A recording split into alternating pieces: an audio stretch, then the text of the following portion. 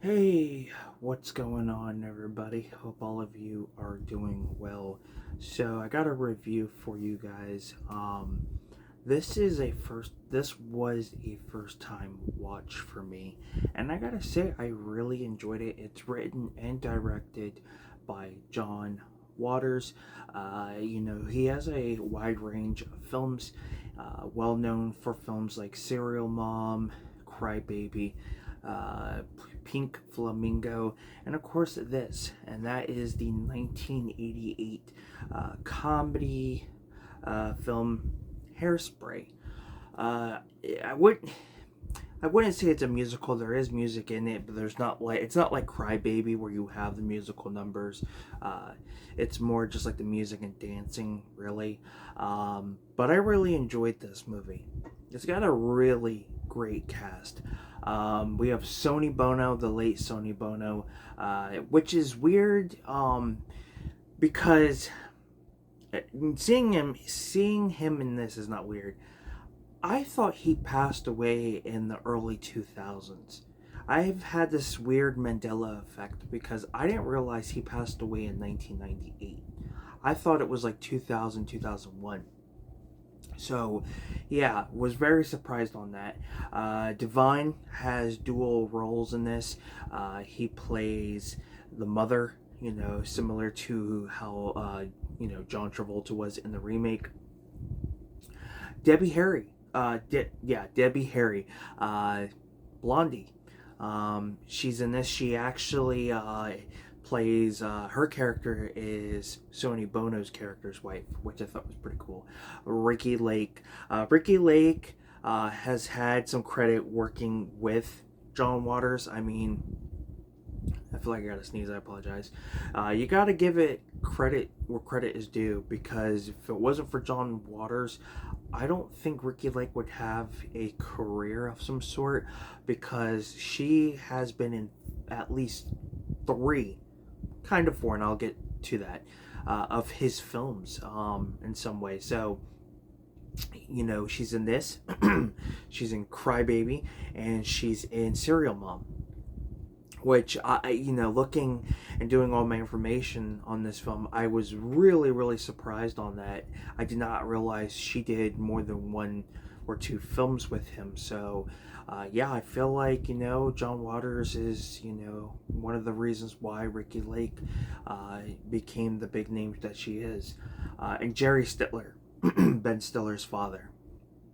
Fantastic, hilarious in the TV series The King of Queens. Sadly, we lost him a few years ago. Just a really great actor, very funny. Excuse me. Yeah, I wish I could say more on Jerry Stiller. Um, I don't think it shows her name on here, does it? It doesn't.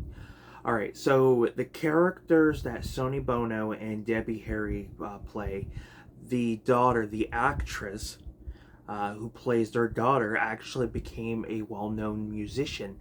Vitamin C. That is right. Vitamin C is in this movie. I did not realize she was actually born in like the early 70s. I think like 1972. I think I could be wrong on that, but she was born in the 70s.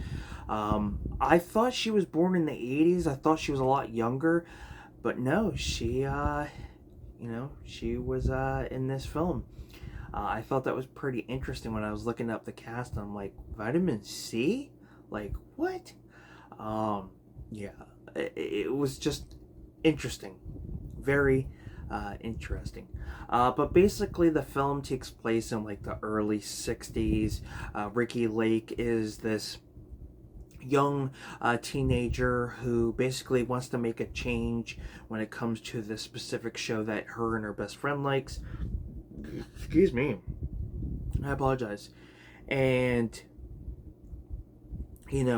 this show is like a dancing, singing type of show. It's kind of weird. I don't know how you would relate it to other shows, but basically, you have these young men and women, probably around teenage, high school ages, and it's basically like a dance type of show. I think there's a little bit of competition in it, and it's got a host and everything. It's hard to kind of explain what type of show it is.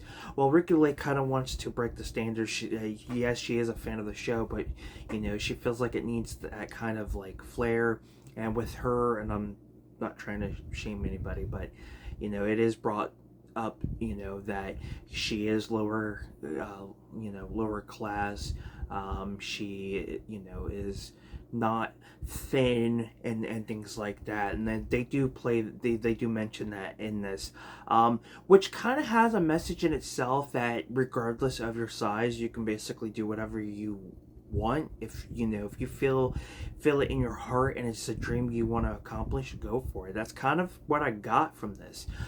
So yeah, Ricky Lake, she tries to break that, and she ends up liking the main guy of the show, the main dancer that dances with Vitamin C's character. And kind of things start to go in different directions. The Vitamin C's character and the parents kind of get way too overboard. It's like similar to those pageants where the moms are so obsessed of their child doing those beauty pageants. That's kind of what we get. And in other terms, the daughter's a sore loser. She doesn't want to lose to Ricky Lake's character. Yeah, there's just a lot. So Ricky Lake, of course, is sent to this mental institution, or what they like to call, and it was a term back in the day, the loony bin. So yeah, dealing with all that, and then you got her best friend whose mom is so overprotected and just, yeah. It definitely would not be a film. I feel like, well, I shouldn't say that because there was a remake almost 20 years later. But the source material, I won't say source material, but early 60s, what was going on during that time. Now, they kind of play that out a little bit. But all in all, it's just a really fun and entertaining film. John Waters, yes, his films can be on the more weird side, but he also has some really interesting films that are just fun and entertaining. Cry Baby, Hairspray, and even Serial Mom, to name at least. And I think he has a really big passion or love for the 50s and the 60s, because I've noticed, with this and of course Crybaby, those are films that take place in I would say around the 1940s, and between the 40s and 60s, which you get for this and Crybaby, which I do like, and I thought that was pretty cool. Divine, I thought was really good. It's interesting to see that almost 20 years later, we would see John Travolta play that role, and sadly, Divine passed. I think very young too, and I could see him, go on to do things if he was still alive. But watching this and seeing clips on YouTube with some of the films he's been in, I think he's a talented actor. I think he would have been more of a character actor, and maybe, who knows, maybe a really good one. But yeah, looking back at this and realizing, he's no longer with us, and Sonny Bono, Jerry Stiller, it hit, like my sister says, it hits you in the feels. I think you start to have more of appreciation of, those actors and musicians who really, in some way, made an impact in our life. It's like that popular song, you don't know what you got till it's gone. So yeah, I thought what's the term I'm looking for? Like, the set and the production I thought was great. And what I mean by that, I mean like the scenery, the vehicles. Like, they were really, for a film that came out in the late 80s, that was literally in another year or two would go into the 1990s. It really tries to capture that early 60s feel, and at times it definitely feels like I'm watching a 1960s film. So I thought that was really good on their part to make a film almost look believable. Now, I will say this Blu-ray does look pretty good. a lot of times these catalog titles can tend to not be that great. Some transfers are not good, while others are a lot better. Excuse me. And this one was really good. Yes, there are some grainy parts, but it blends well. It's not like so noticeable, like, you can't seem to get your eyes away from it. No, it blends really, really well, and I like having the grain in here and there because it, to me, just gives me a unique experience. And of course, if you have a 4K player and it upscales, then you're gonna have a better experience. So I'm just going by what my opinion is, but I really enjoyed it for a first time watch. It was fun, and it's of course another John Waters film to add in, or it's another John Waters film that I'm glad to have in the collection and mark my third John Waters film. As I stated, I do have Crybaby and I do have Serial Mom. Now, I have done a review for Crybaby, did that years ago, but I do need to do one for Serial Mom. But yeah, really, really happy with this. Unfortunately, not anything special when it comes to features other than we do get a commentary with John Waters, Divine, and Ricky Lake. So yeah, film 1988. I thought it was a film that came out like in the when I first heard of the original Hairspray, I personally thought it was a film that came out in the early 80s, maybe late 70s, but not realizing that it was a late 80s film. So I thought that was pretty cool. But of course, about close to 20 years later, about 19 give or take, we would get a remake that would star John Travolta, Michelle Pfeiffer, Queen Latifah, Zac Efron, Amanda Bynes, just a whole cast of familiar faces, Brittany Snow, and we even had some familiar faces like John Waters, who not only had an appearance in the film, but he was also part of the writing team for the remake. And of course, he has a small little appearance in the original, of course. I think a lot of his films that he's written and directed, he tends to fill just a little spot for himself to be in his films. And I think that's cool. I think a lot of directors need to do that. It's to me, I feel like it's pretty cool to do that, and I feel like it's something fun and something the audience can have a good time with. But yeah, he has writing credits for the film, and then Ricky Lake decided to participate in this remake as well. Not only her, but Jerry Stiller did as well. So to get at least 3 familiar faces to be part of this movie, I thought was really cool. It would have been nice if they were able to maybe get others to return, like Vitamin C. Of course, unfortunately, Divine and Sonny Bono, unfortunately had sadly passed. Debbie Harry, I think, would have been cool to return. Unfortunately, I don't think she was in the remake.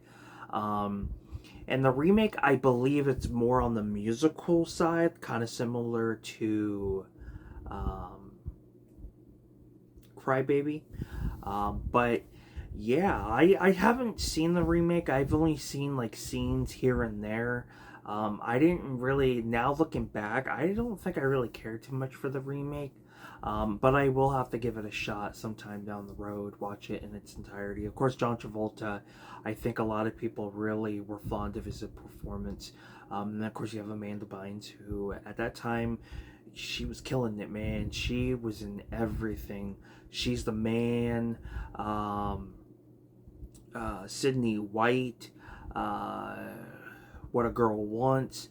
I mean, after she got done with some of the shows she was doing, she was going to be the next big thing in movies. And then, yeah, she kind of disappeared. I want to say after like Sydney White came out, that was like it. We didn't see her. And she's of course in Big Fat Liar as well. But she's back and she's doing what she loves. So I wish her nothing but the best. Would love maybe one day down the road I can do a really great interview with her talking about, her acting career, her paintings, just anything she enjoys, I would love to do an interview with her. I think that would be pretty cool. Um, but yeah, nonetheless, thank you guys for tuning in to my review for Hairspray, the original 1988 film. If you've seen Hairspray, let me know what your thoughts are on this movie. I would definitely love to hear it. John Waters, one thing I like about John Waters, and he's kind of in that same category like Tim Burton, is they just really use their imagination to the fullest. I wish a lot of directors would do that. Just get weird and and strange. You take what you have in your mind and put it on paper and create something, a work of art. I wish more directors would be like that and not let the studios get involved. And you can see a difference. Look at Tim Burton and look at John Waters.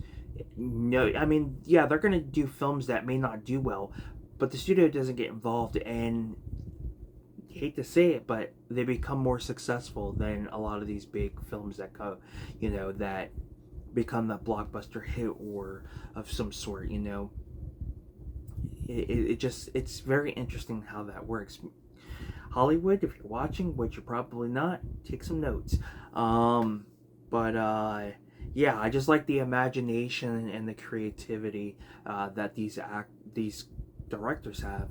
I would say Christopher Nolan in some way has a very interesting creativity, because if you watch a lot of his films, the way I interpretate what he does is that he keeps you guessing, like Tenet. Tenet's a prime example. What's the other one with? I think it's got Guy Pearce in it. It's not Insomniac. Is it Insomniac? I can't remember. Or is it Memento? I think it might be Memento. Did he do Memento? I can't remember at this point. But at least I know Tenet is kind of like that, and The Dark Knight Rises, where it's up to the audience's imagination to figure out more beyond, is Batman alive? Or Tenet. So how does this? I don't understand the timeline. Things like that. I mean, a lot of people understand it now, but that's what I like. Now, then there's directors that I feel like really need to take a break from the things they're well known to constantly doing and do something different. Michael Bay is a prime example. I don't get me wrong, Michael Bay's got some good movies. We got the Transformers, we got the Bad Boys films, and there's a lot he's done. But he tends to have the same formula that I've noticed. Another director that's like that is Martin Scorsese. Look, Martin Scorsese, he does have some different, some of the films that he's worked on are different. You got Raging Bull, the boxing movie. You got Taxi Driver. You've got The Wolf of Wall Street, which is a good one. But a good majority of what he has done is mobster movies. And a lot of times those films do get outdated because you can only do so much with them. And I feel like with him, he needs to start getting a little more creative and do things different. And don't get me wrong, he has. Excuse me. You are starting to see a difference in a lot of his movies, so I have to give him credit there. I mean, he is up there in age, so I really, can't give him too much of a hard time. And considering he is starting to do a variety of different things and not just have that same formula, I'll have to give him a pass on that. But there are so many directors out there that really feel like, yeah, it may work, but after a while, change it up. You got to rejuvenate a little bit. Give the audience something different once in a while. And you never know, it might just be the key to success. And it's funny too, because when you have films that came out back in the day and you don't let the studio get involved, you see how well that film becomes successful after it's been on home video. How many people out there are a fan of John Waters and have most of his films in their collection, or Tim Burton. Everybody's got their favorite directors and their composers, but yeah, there's a lot of movies that the studio gets involved, and look where we're at. Most of the time, it doesn't grow a cult following, and it just becomes non-existent. A great example I can use is The Bubble. Remember The Bubble, the Netflix movie that starred Pedro Pascal? It had Karen Gillian. She played Nebula in Guardians. It had Michael Keegan.